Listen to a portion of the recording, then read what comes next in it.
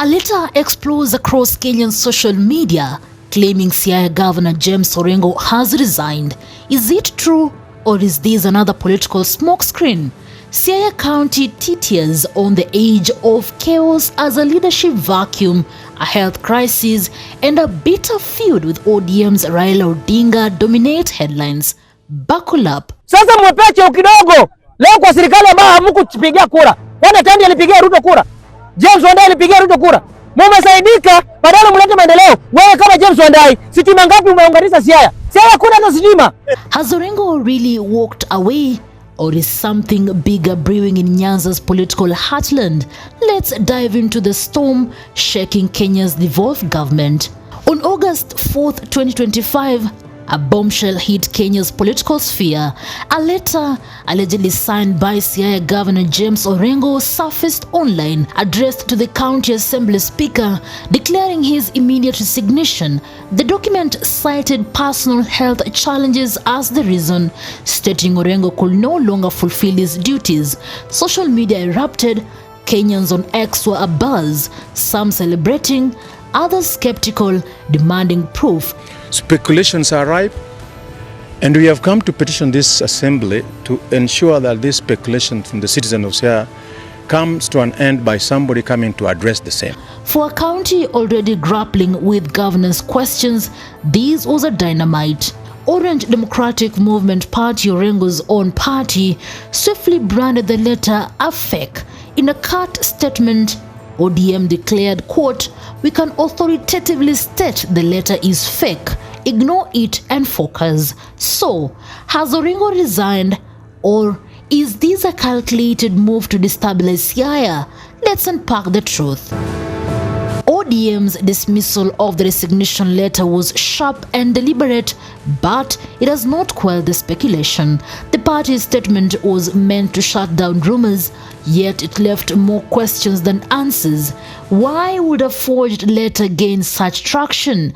Who stands to benefit from this chaos? Siaya residents, already frustrated by Orengo's prolonged absence since June 23rd, 2025, when he last appeared before the Senate Public Accounts Committee, are not buying the party's quick rebuttal. For the last 1.5 months, both the governor and his deputy have not been seen in public performing their duties as envisaged. The timing is suspicious.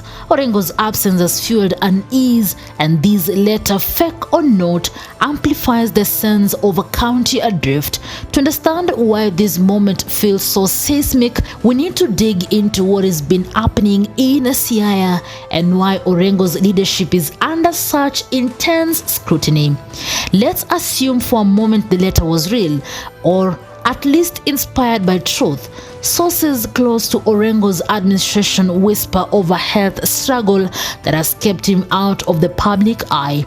While the letter's authenticity is in question, it claimed Orengo's health has deteriorated to the point he could no longer lead effectively. No specifics were given, but the governor's absence since June 23rd, when he faced the Senate over audit queries, lends credence to concerns about his well-being. Raila-Odinga himself tried to calm nerves on July 27th, insisting Orengo was fine and will return soon.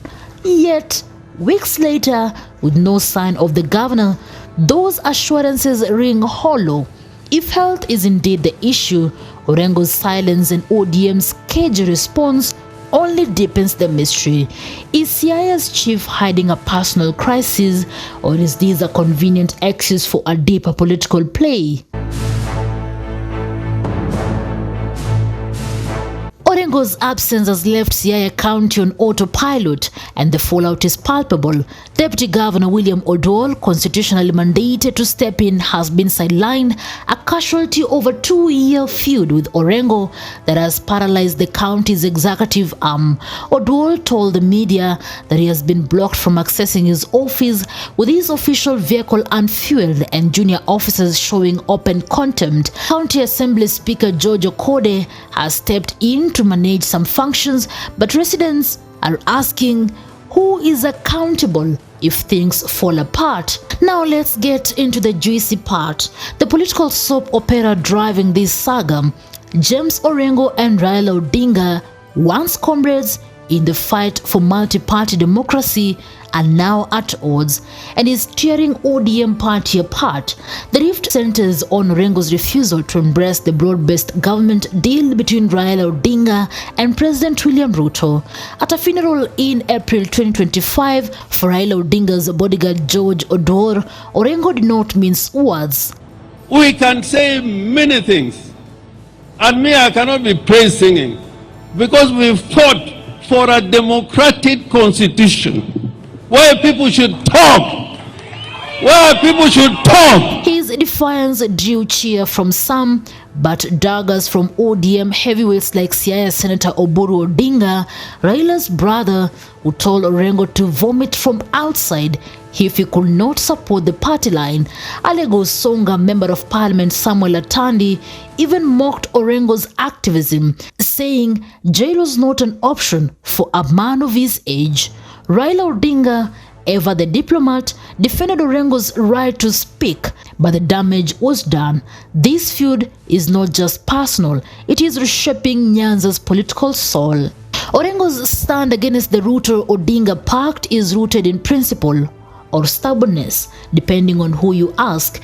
He has argued that a national development like the 5 billion shillings in projects Ruto pledged for Siaya in June 2025 is a constitutional right, not a favor to be earned through political loyalty. Orengo led a Siaya delegation to status to secure those funds, but even there, he doubled down, insisting he will not join the bandwagon of praise and worship. This stance has made him a hero to some Siaya residents, but a pariah among ODM loyalists. The Damogi Professional Caucus even threatened to impeach him, accusing Orengo of sabotaging Nyanza's development. Siaya Senator Oburu Odinga went further, calling Orengo's activism unhealthy for the county. Yet Orengo's defiance taps into a deeper Kenyan sentiment, distrust of political handshakes that prioritizes power over principle. Is he a lone voice of truth or a governor out of step with his party's future? So, has Orengo resigned? Or is this latter hoax designed to destabilize? ODM's quick denial suggests damage control, but the lack of clarity from Orengo himself keeps the rumor mill churning. If he has stepped down, Siaya faces a turbulent transition. With Deputy Governor Odol sidelined, the county's leadership is a question mark. Will ODM push for loyalists to take over, or will this spark a power grab ahead of 2027? Political analysts see these as a pivotal moment for Nyanza, where ODM's dominance could face new challenges.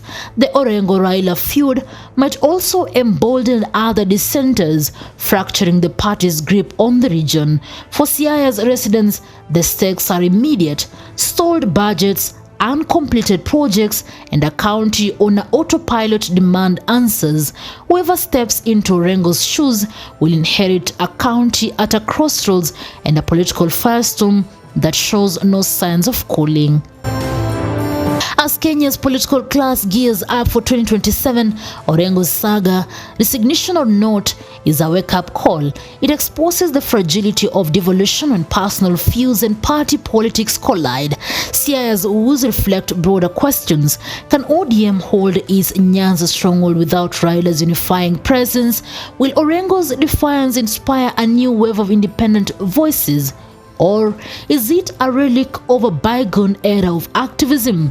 The answers lie in what happens next. Whether Orengo resurfaces to clarify his status or Siaya descends into further uncertainty, one thing is clear: this story is far from over, and its ripples will shape Kenya's political landscape for years to come. So what do you think? Has James Orengo resigned, or is this a political ploy to unsettle Siaya County? Drop your thoughts. Newsroom, Maisha TV, reader Kering Chebet.